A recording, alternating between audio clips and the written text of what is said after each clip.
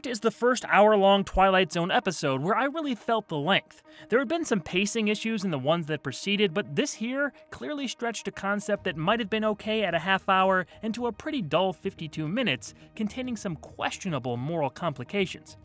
As with any Zone installment, there are things to admire about it, though.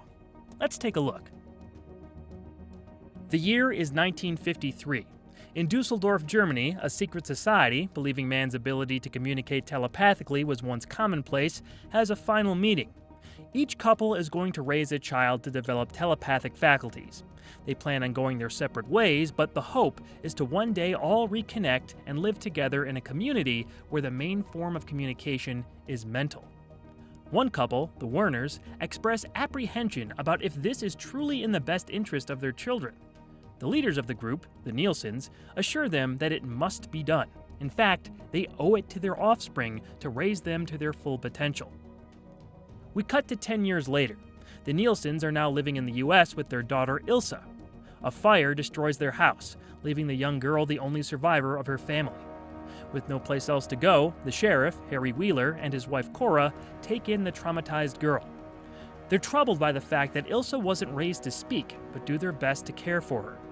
The Wheelers lost a daughter some years back, and Cora quickly grows a motherly attachment to Ilsa.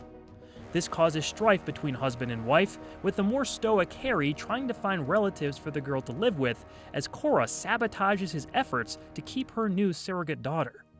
Confused and overwhelmed in a completely new world with no verbal way to communicate, Nielsen hopes that one of the other European families from the society will come to get her. However, she soon starts school for the first time, and her twisted teacher, Miss Frank, makes life even more difficult. Stuart Rosenberg's follow-up to He's Alive, which immediately preceded Perry Lafferty's trio of episodes, is not a poorly directed show.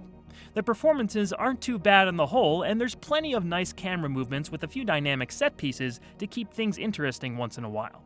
Something as big as a full house fire was rare to see on this series after all. Robert Piddick does his best to shoot some creative visuals that excel when portraying Ilsa's sense of stress or when she's using her telepathy. My favorite shot is probably when Ilsa tries to mentally reach out to her parents before she knows they died, which takes us to a handheld POV following a firefighter. He walks into the scorched house, and they show the dead bodies of her parents in the wreckage. Combined with Fred Steiner's music, it's a haunting and kind of morbid moment. Another compelling series of visuals starts when Ilsa first arrives in Miss Frank's classroom.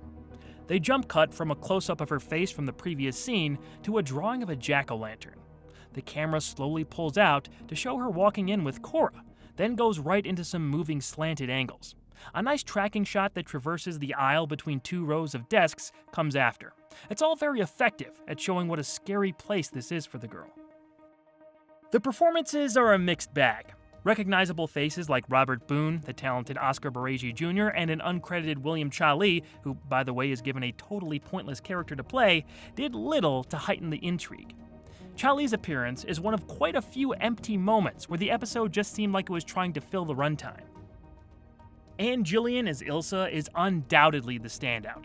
Her nonverbal acting doesn't ever feel forced, as she's naturally conveying distinct emotions with just her face and body language.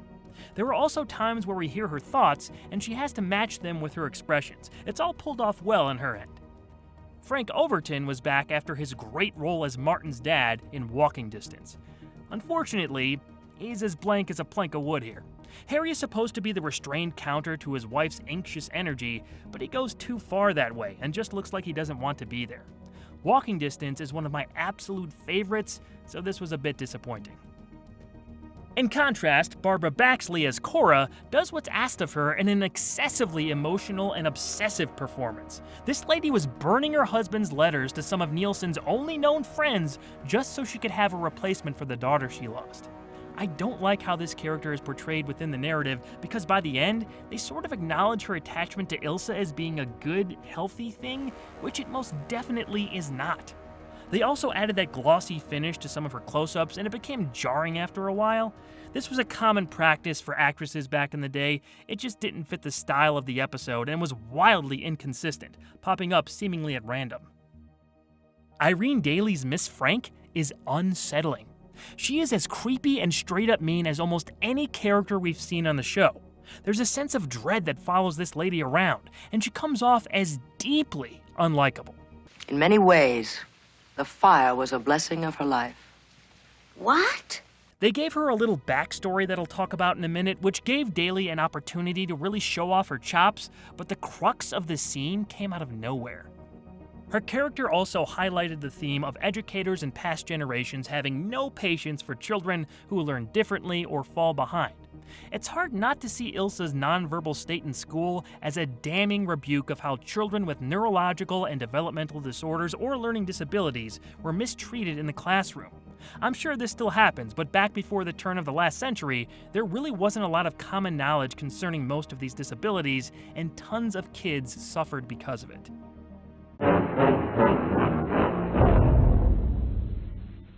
At school, Ilsa is put through humiliation after humiliation, with Miss Frank trying to force her to speak her name in front of the class. There also seems to be another motivation for Frank's cruel nature. She says her father put her through a similar process, and the teacher is determined to help Ilsa. My father tried to force me into the same thing when I was your age. They've been training you to be a medium, trying to distort your innocent mind to communicate with the dead. This only makes things worse, as Frank has the class repeat Nielsen's name by thinking it. The process is a torturous one for the little girl. Ilsa's previous wish of another family from the society coming to rescue her might finally be coming true in the arrival of Mr. and Mrs. Werner. They came out to the US after not hearing from the Nielsens for quite some time and never receiving Harry's letters since Cora burned them. While they're disturbed to discover their friends are dead, the visitors soon see firsthand the damage Miss Frank's lessons have had on Ilsa. Once the pupil with the highest potential of the entire group, her telepathy has been heavily damaged, leading the hysterical child to scream out her first words. My name is Ilsa! My name is Ilsa! Cora comforts Nielsen, joining her in a breakdown of tears as Mrs. Wheeler snaps at the Werners. You can't take her away from me! I won't let them! I love her! And she loves me! She needs me! Deciding to forego their legal rights to take Ilsa in, the Werners are dropped off by Harry and discuss the little girl's situation. They say she'd be an outcast with the other telepathic children at this point. Mrs. Werner believes that Ilsa's father treated her as more of an experiment than a daughter, and she'll be better off with the love the Wheelers are willing to give her. Walking down the block together, we watch as Cora and Ilsa happily stroll to a bright future as mother and daughter. The big problem here is Richard Matheson's teleplay. It was his first of only 2 season 4 scripts. Mute was based on a short story of his where a boy was in Ilsa's position. I haven't read the short story, but maybe it reads better in that format than as an episode, or at least a 52-minute one. It really does feel pulled well past its limit. The ending with the Werners trying to put a band-aid on Ilsa's horrific predicament is an uncharacteristic bungle by Matheson. This isn't a happy ending, and trying to characterize it that way feels like a bit of an insult to the audience. We just watched this little girl break down from being tortured day after day at school, and now she's pretty much lost her gift. I know they try to spin this as a good thing because she lost her telepathy, but gained love since her parents didn't really care about her, but there's no indication that they mistreated her outside of their isolated lifestyle. Who says they didn't love her? Cora is a whack job running on grief and tears that comes off so possessive that it's inevitable she'll ultimately scar this poor girl. There's also no comeuppance for Miss Frank, which is a massive injustice. We needed to see this lady at least fired from her job for tormenting the kid. That also leads me to the whole medium thing. Daly's performance in that scene is great, but what? Her father raised her to be a spirit-communicating medium. Why? How does that serve the story outside of Frank harassing Ilsa from inside her head as well as outside of it?